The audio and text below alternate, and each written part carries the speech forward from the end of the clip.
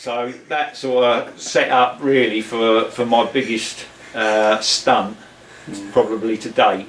That was I left it about 10 days because he was no fool, and they went off training, and I came down to the dressing rooms because Chris, bless him, used to have a real sort of standard procedure when he'd come back from training. He'd get in the bath because he was known as King of the Jungle. So he would get in the bath. His bath had to be prepped when he got back by the apprentices. If it wasn't, he'd pick him up by the nuts and swing him around the room. He got in the bath. Webby was assistant manager at the time, and then his procedures were, or what he would do, his format was, he would get out of the bath, get his Johnson's baby powder, cover himself top to bottom, rub it in, and then his little dress socks he used to get, and he'd pull up like quite hard like that. I went in there and cut the toes out of one sock, to which he went in there, pulled his sock up and it came up to his thigh, and Malcolm Webster went absolutely nuts, and he went in the dressing room calling all the players everything under the sun. And Webby used to come and have his lunch with me, and he came down there and I kept a straight face, and he came down there. I said, "Whatever's the matter with you?" He said, "You won't believe it." He said, "One of the bastards had cut the toes out of his socks." He said, "He's gone absolutely mental." I went, "Oh my God." So anyway, I left it 3 days and then did the other sock, and he came up there again and went, and I sort of started laughing. He went, "Yeah," and he said, "It's you, innit?" I went, "Well, yeah." I said, "It's payback." He went, "You've got to go down there and tell him," because he said he's going to kill the players. He's threatening to have them in on Sunday and fine them unless one of them owns up. So I went down and I said to him, "Chris," I said, "it was me." I said, "I cut the toes out of your socks." He went, "Oh right, and you think that's clever?" I went, "No," but I said, "I have to say I'm a bit worried about what's going to come, sort of following what I've done to you." So he went, "You just leave it with me." He said, "I'm King of the Jungle and don't you ever bloody well forget it." Anyway, 3-4 weeks went on, nothing had happened, until we were playing on a Saturday and the pitch was completely waterlogged, and I was got to go out there forking on a Saturday morning. I went into my shed, went to put my Wellingtons on to find that he'd cut the toe, hacked the toes off my Wellingtons, and I went out, I took my socks off and I went out on the pitch with my toes hanging out the end, of which again Alan Millard commented on, I think, in my testimonial programme. But I went out there and I was forking with my toes hanging out the boots, and Chris came onto the pitch and gave me the biggest cuddle and kiss and went, "I love you, Darler." And it just went on, and it didn't finish there. It got more and more silly, because then Chris at the time bought a brand new convertible Mercedes car, and he parked it in the front car park, and at the time he'd been really dishing it out to Pete Melville, the physio, who was here at the same time. Me and Pete were turns release valve. He would we'd be subject to his pranks every day of the week. So Pete came to me and he's been at it again. "What do you reckon to this one?" He said, "I've got his keys to his brand new Mercedes, it's parked out the front, shall we move it?" So he's buggered off to the training ground. We've drove his car around the back, and we were hiding in the turnstiles at the north end, because they pulled in the bloody minibus, and Chris has pulled up and he's gone. And you can see like the sheer panic. Well, bear in mind there was no mobile phones in them days, so he's gone flying in the office down the bottom here, phoned the police to report his car missing, but by then Pete's driven his car back round the front and put his keys in his suit pocket. So when the police turned up, they've gone, "So what's the problem, Mr. Turner?" "Well, my car's been "Oh, I don't know, officer." And it went on, and it was relentless. Even when even as Turn being a player, there was a time that I had a sort of a slight niggle, and Melv was giving me a bit of treatment. And there was Floyd, bless him. Floyd Street was laying on the bench next to Chris, and Chris was in there with a hamstring. And it started off that they used to use a TENS machine, and Floyd was laying on his back with the TENS machine, just sort of putting a little current through his leg, and Turns winked at me, and he's leant over and he's turned this TENS machine up so high, poor old Floyd was taking off, he was nearly bouncing off the ceiling. So he said to Webby, he said, "There's nothing wrong with him," but he said he can move all right. So again Floyd's turned over, and this is a gospel truth, and he's laying there because he's got this injury to his foot, and he's saying he's got no feeling in his foot.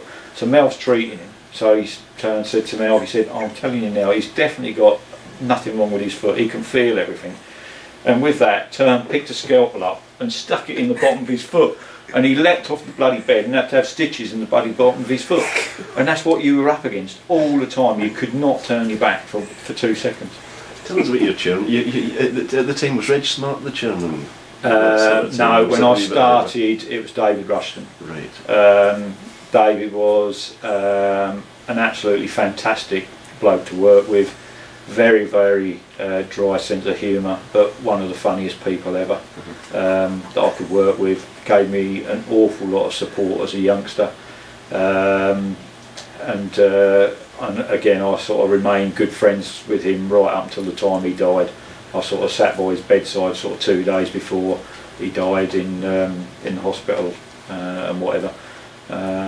Really sad moment, and obviously how they kept this club going like they did with all the changes within the football world. Obviously when I started here, we'd go to Chelsea and get 40% of the gate. So when all of a sudden that finished and various other aspects, it was a challenge. But a very, very clever man, and obviously partnered by Tony Douglas as well. Okay, was Reg Smart your next? Reg Smart sort of stepped in after that, yeah, and again I became really, really good friends with Reg. I mean, every time he arrived at the ground, everybody panicked like hell, because if you weren't doing your job for 2 minutes of the day, he would be on your case. But again, had a lot of bad publicity for various issues because of things relating to his business, and when you listen to his side of the story and whatever, he took it on the chin business wise, but really, really good to Cambridge United, and I lost count how many times he paid our wages over the years when the club was in serious bother, and the commitment and time that him and his staff put into this place when there was a problem, absolutely outstanding. So we've got two managers that you mentioned so far. You mentioned John Docherty, you mentioned Chris Turner. Yeah. Followed by?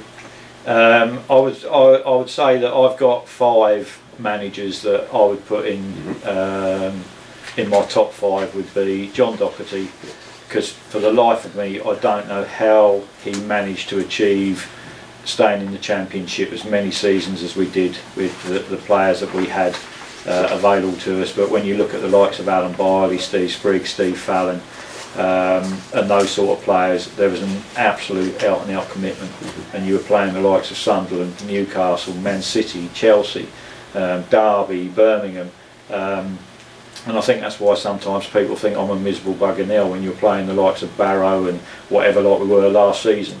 But when you dealt with that week in, week out, it was absolutely incredible what John achieved.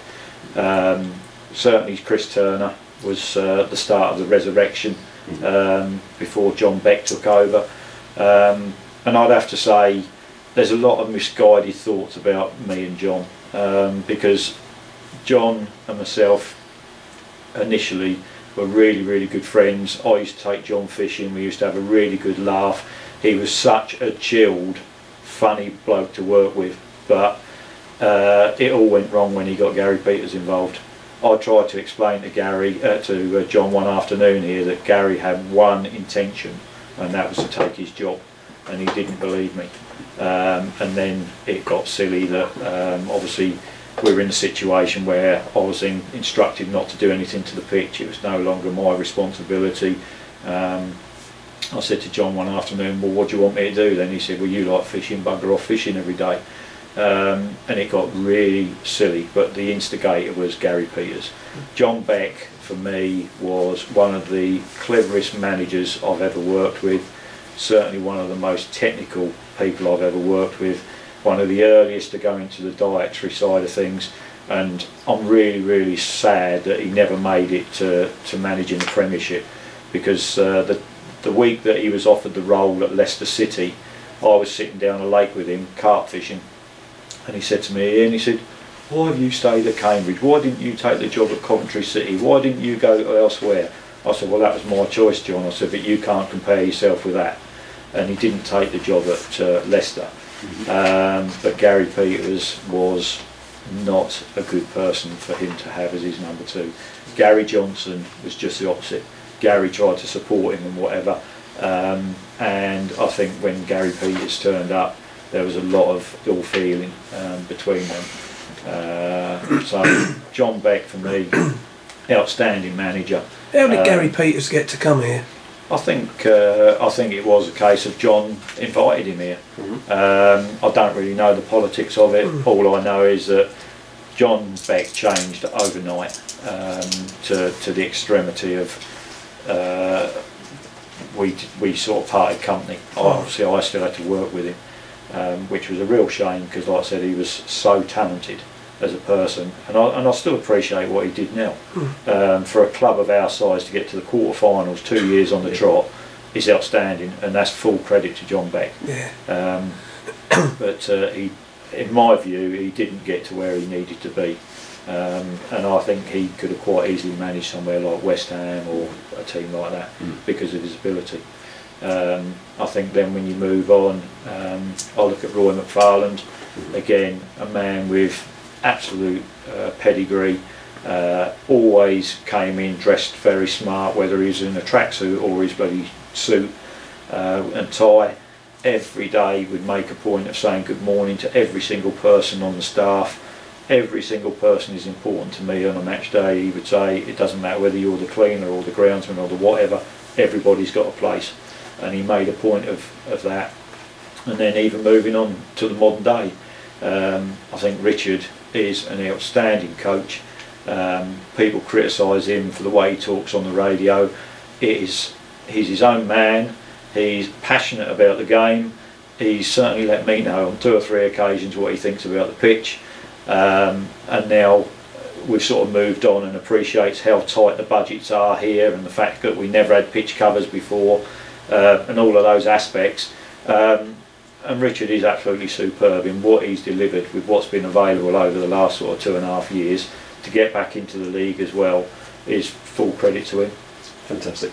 Okay, well, you've raised so many points there, but the one in particular that I'd like to take you back to is the Coventry City issue, which was your own personal issue. How did that come about? It was a really strange situation. We had obviously Coventry City played here in what I think was the Milk Cup, and that was the year after, or the start of the season after they just won the FA Cup at Wembley. And it was one of those situations where Colin Proctor at the time came out onto the pitch, and I always used to panic when Colin was about because he does like to tell a good story. And he came across the pitch and he went, "Oh, just to let you know, their manager's commenting on the pitch." I went, "Oh right, what's his complaint?" "Oh no, it's not a complaint, the pitch is better than Wembley." I went, "Oh right, yeah, because it is." No, honestly, he wants to know how many staff you've got. I've told him it's just you and Trevor because they've got so many staff at Highfield Road and they can't believe it. So I went, "Oh well, you've done it anyway. Well, he'd like to speak to you." So I said, "Oh right." Well, anyway, I didn't get a chance to have the conversation with John Sillett. But then, lo and behold, the following day in the paper, there was a comment from John Sillett asking or letting the public know that the pitch was just absolutely amazing. And then I ended up doing an article with the Cambridge Evening News regarding it. And 48 hours later in the post, I received a letter inviting me to go to the post house at Crick with a view to being the head groundsman at Coventry City at Highfield Road. So at the time I thought I would just investigate just to see what was involved. And I went down to the post house at Crick to be met by John Sillett, who promptly said to me, "Right, here's £10, go in the restaurant, treat yourself to a meal, whatever you want. I'll be calling you up in 2 hours, but you've got the job, but under the way we operate, we've got to interview 2 or 3 other people." So I went up and met their vice chairman, and they offered me an absolutely amazing package with, I think the pitch budget for at the time was something like £75,000 to £80,000 a year. The machinery and whatever was an open checkbook. You can, whatever you need, you have. If you want to take the job, we'll give you free accommodation for 6 months. We'll sort of pay for your move and all the rest of it. Anyway, I came back and let the directors know. Reg took me out to lunch at that time and sort of said, "Oh, I hear you've been offered another job," and I told him what they'd offered me, and he said, "I don't believe you." And I put the contract under his nose and he went, "Well, we can't afford to pay anything like that in." I said, Reg, I'm not worried about that. I said, all I'm looking for, I said, is a few guarantees. And at the time, Colin Howlett, who was involved as a director, came out as well and made me an offer, which I have to say was way under what Coventry City offered me. And I just said, I will think about it. And I came back the following day and said, I will stay at Cambridge United because that's what I want to do, but I would like to be in a position that I can run my own business in my own time in the summer months to help some of the other clubs in and around Cambridge or whatever it may be, to which they agreed to. Hence I'm still here. Do you have any memories about Roger Parker, the old kit man? One in particular with Roger was we were one afternoon with his regimental background, we were due to have a fire drill, and at the time it was I think, I can't remember the name, it was Kofi was here, Micah Hyde and one of the other lads that were here as well. Anyway, the fire alarm went off, all the players went down to the fire assembly point down there, apart from these three lads. And Roger walked into the dressing room and said, excuse me, but don't you effers burn? Will you get your arse out and do as you should? And that's how Roger was. Yeah, really sort of matter of fact. Yeah. Again, a character in his own world, ex-military, and he let them know it. It was again, he was outstanding. I think Bowley once told me you put Trevor George's bike on the turnstile's roof. No, that was Chris Turner. Oh, Chris Turner, was it? Chris Turner, when Trevor was still a beat officer around here, yeah, used to obviously come in here, and he used to use the old police box up there as an office, because he was football liaison officer as well. But if he got a shell, he has to pedal off.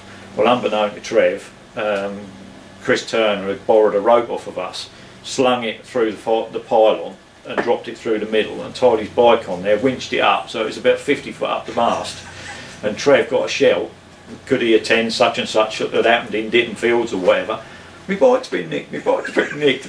So, and then when Trev sort of came out, and Chris said to him, no, he said, your bike ain't been nicked. He said, I've hid it. So he said, where is it, where is it? He said, we're going to play warm and cold. So he kept going to him, is it over there? No, that's very cold. Is it? Yes, that's a bit warmer. And then he was sort of standing like, oh, you're very hot now, Trev. Where is it then? Oh, bloody hell, like, and that was right up the pylon. So that was Chris again. Ian, let's move on through your career. You became both stadium manager and also matchday safety officer as time went on. How did these two jobs come about? Really sad, really, how it came about. The stadium manager side really was introduced following the Bradford fire. Obviously we played Bradford literally 2 or 3 weeks before that happened, and at the time I was the only person at the stadium with a key. I used to walk around 20 minutes before the end of the game, unlock all the locks, and in them days as well we were the same. We had barriers all along the front, 8 foot high with barbed wire on the top. But like I say, 20 minutes before the final whistle I'd walk around the stadium, unlock all the gates so everyone can get out. And it's not until afterwards you sit there and you think, my God, what would have happened if I'd have been taken off with appendicitis or something? Nobody would have got out. So potentially every stadium in the country, potentially there was a Hillsborough hanging over your head. But following the terrible thing that happened at Bradford, clubs had to introduce more safety ethics. And Reg called me into the boardroom one afternoon and said, look Ian, I know you're employed as the groundsman, but what I would like you to consider is taking on the role of some of the safety work, and the reason being the Football League and the government have just introduced a new thing called the Football Licensing Authority. And they're going to be having inspectors coming round, and we've got to have all this stuff in place. To which I went, you've got to be joking, mate.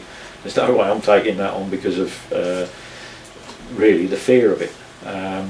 But after Reg convincing me that I'd got half the knowledge that I needed to have to do the job, and bringing somebody else in with the layout of the stadium, he'd have to start from scratch, I agreed to it. And that's when I was introduced to a gentleman by the name of Jim Chalmers, who is now chairman of the Football Safety Officers Association. And Jim was, and I seem to have been lucky over the years, I always seem to stumble on the perfect gentleman. Jim, from day one, took me under his wing and guided me through what was required. When they started here, they walked and did surveys of the ground, and we ended up with 4 foolscap pages of things that were essentials, and that was getting the fences down, making sure that most of the gates opened outwards, not inwards, unless there was a really good reason for it not to do that. Introduction of stewards, introduction to steward qualifications, an absolutely mammoth task. So I mean, there was a lot of work involved with that, but mainly it was to do with getting people in and out of the ground safely. Obviously the second part of, or the other additional part of my role here was becoming match day safety officer, which I took on as a volunteer, and I've still got the agreement that Reg gave me, that should I decide it becomes too much, I can stand down as match day safety officer. It's not in my contract. I'm employed as groundsman and stadium manager, but following Hillsborough, obviously clubs had to appoint a safety officer, so I agreed in principle to do it. That really does sort you out when you go on the courses and you see what happened in that event. When people think we're being heavy-handed here, or they're not happy that we keep gangways clear and stuff like that, when you have to rely on staff to act instantly, 2 examples of where we've had people here that have clinically died, who have had massive coronaries, and my staff kick in and they're dragging people over seats unceremoniously, and they're on a defib within 90 seconds and both the chaps are still alive to tell the tale, then I've done my job. But without all the support that I get from the stewards and everybody round here, I'm a nobody. I just head it, and my staff have been absolutely exceptional for 36 years. Largely unheralded until something happens, as you say. And that's it. It is a permanent challenge, and there's a lot of things that I don't agree with that we have to do safety-wise. But now, for instance, we're inspected by the Sports Ground Safety Authority. They're here again this Saturday against Stevenage. The local authority carry out 6 inspections a year. The Football League send people round. We've had inspections from the FA Crowd Advisors. They were here for Man United, they were here for Portsmouth, they were here for Luton, and the reports we've had come through from them, I've been embarrassed by how complimentary they've been on the way we perform. But again, that is down to the commitment of our staff and our stewarding. We had a training evening Friday night for matchday stewards. I've only got 48 of ours on the books now, as opposed to 75, 80 that we used to have years ago. But out of those 48, 40 turned up voluntary for training, and that's an exceptional commitment.